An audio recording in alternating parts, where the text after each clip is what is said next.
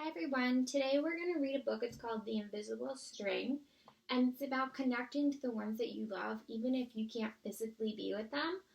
So even if someone's not in your house, you can still know that they love you, and they can know that you love them as well.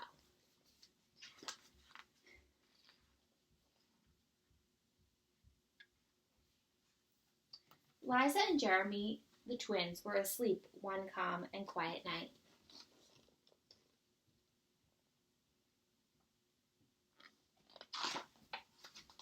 Suddenly it began to rain very hard. Thunder rumbled until it got so loud that it woke them up. "Mommy, Mommy," they cried out as they ran to her.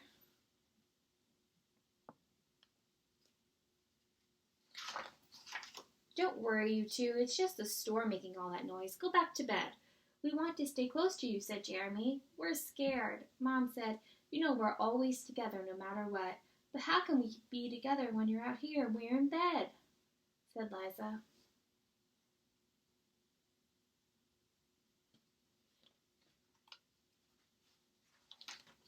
Mom held something right in front of them and said, "This is how." Rubbing their sleepy eyes, the twins came closer to see what Mom was holding. I was about your age when my mommy first told me about the invisible string.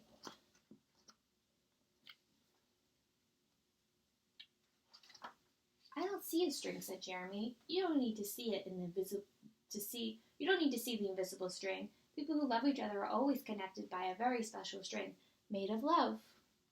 "But if you can't see it, how do you know it's there?" asked Liza. "Even though you can't see it with your eyes, you can feel it with your heart, and you know that you are always connected to everyone that you love."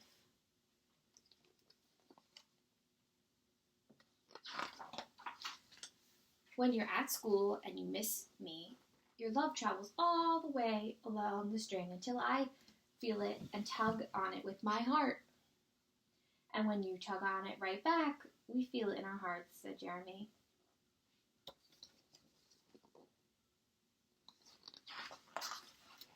"Does Jasper the cat have an invisible string?" asked Liza.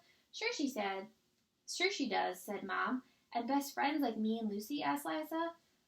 "Best friends too." "How far can the string reach?" "Anywhere and everywhere," Mom said.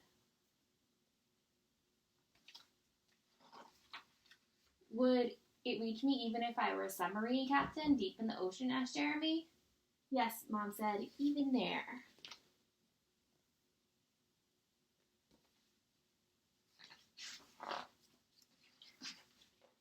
"Or a mountain climber?" "Even there." "A dancer in France?" "Even there."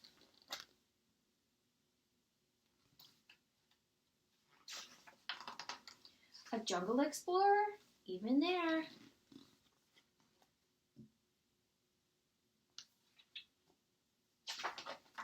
"How about an astronaut out in space?" "Yes, even there."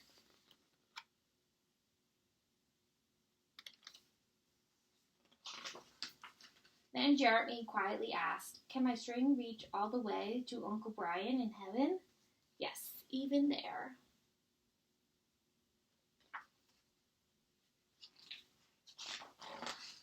"Does the string go away when you're mad at us?" "Never," said Mom. "Love is stronger than anger, and as long as love is in your heart, the string will always be there."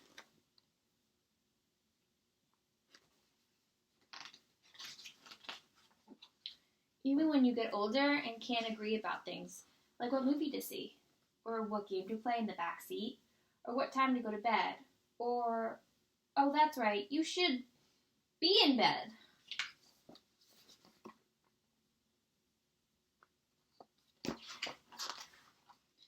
And with that, they all laughed as Mom chased the twins back to their beds. Within a few minutes, they were asleep, even though the storm was still making the same loud noises outside.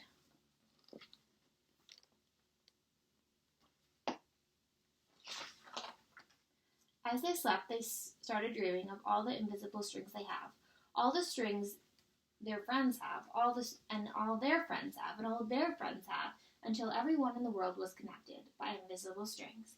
And from deep inside, they now could see clearly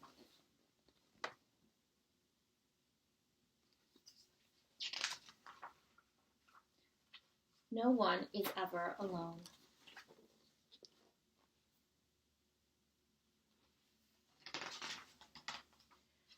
So I want to know, who would you connect your invisible string to?